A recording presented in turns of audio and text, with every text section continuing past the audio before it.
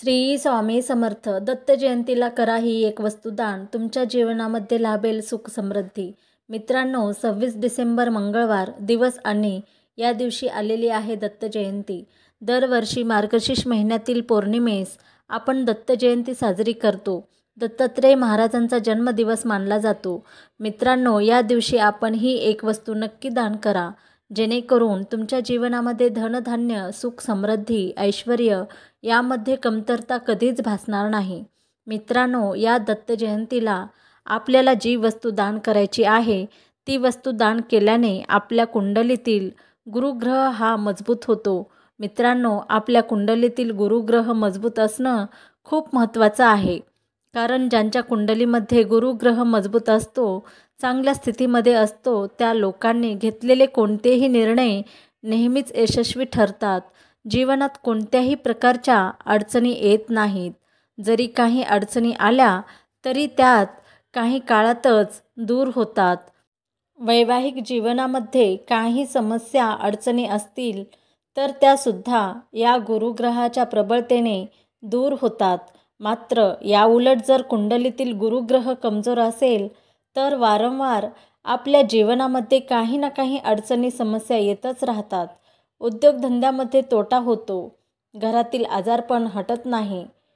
एखादी व्यक्ती घरातील आजारी पडली तर ती नीट होण्या अगोदरच दुसरी एखादी घरातील व्यक्ती आजारी पडते. थोडक्यात घरात नेहमी आजारपण राहते. वारंवार अपघात घडू लागतात.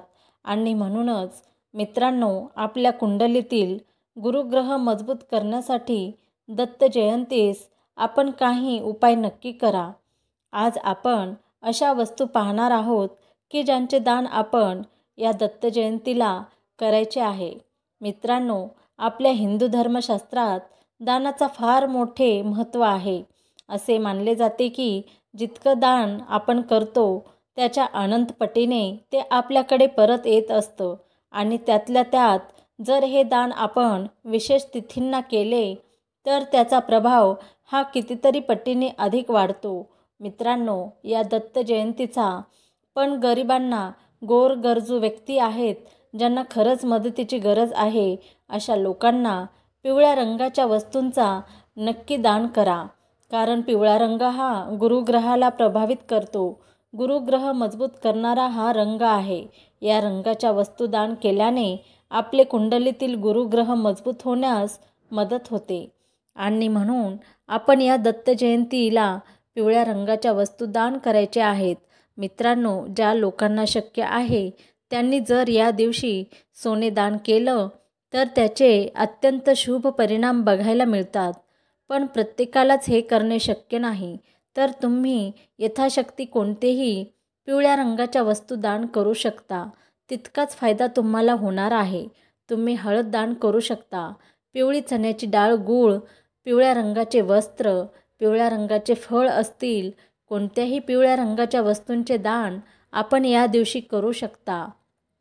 किंवा पिवळ्या रंगाची मिठाई असेल, तुम्ही खीर बनवून त्यामध्ये थोडंसं केशर टाकून ते दान करू शकता.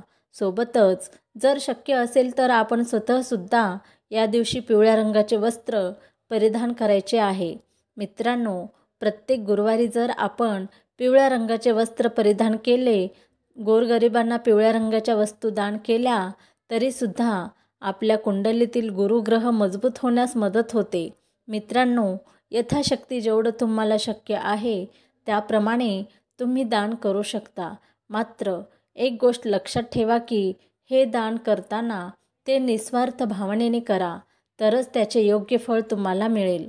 जर दान करत असताना माझे यासाठी एवढे पैसे गेले, माझा खूप खर्च झाला आहे, असं जर तुम्ही विचार करत बसलात तर मात्र या दानाचा कोणताही फायदा, कोणतेही फळ तुम्हाला मिळणार नाही. त्यामुळे तुम्ही जे काही दान करताय ते निस्वार्थ भावनेने करा. मित्रांनो, अनंत पटीने ते तुमच्याकडे परत नक्की येईल. तुमच्या कुंडलीतील गुरुग्रह मजबूत होईल आणि परिणामी प्रत्येक क्षेत्रामध्ये तुम्हाला यश मिळेल, सफलता मिळेल. तुमचं उद्योगधंदा आहे, नोकरी आहे, त्यामध्ये उत्तरोत्तर तुमची प्रगती होऊन जाईल. घरातील आजारपण दूर होईल. घरामध्ये धनधान्य सुख समृद्धी वाढू लागेल. याचबरोबर समाजामध्ये मान सन्मान पद प्रतिष्ठा वाढीस लागेल. तर मित्रांनो, या दत्त जयंतीला आपण यथाशक्ती या वस्तूंचे दान नक्की करा, जेणेकरून तुमच्या कुंडलीतील गुरुग्रह मजबूत होईल. सोबतच श्री दत्त महाराजांची ही असीम कृपा तुमच्यावर बरसल्याशिवाय राहणार नाही. श्री स्वामी समर्थ. तुम्हाला जर ही माहिती आवडली असेल तर व्हिडिओला लाईक करा आणि चॅनलवर नवीन असाल तर चॅनलला सबस्क्राईब करा.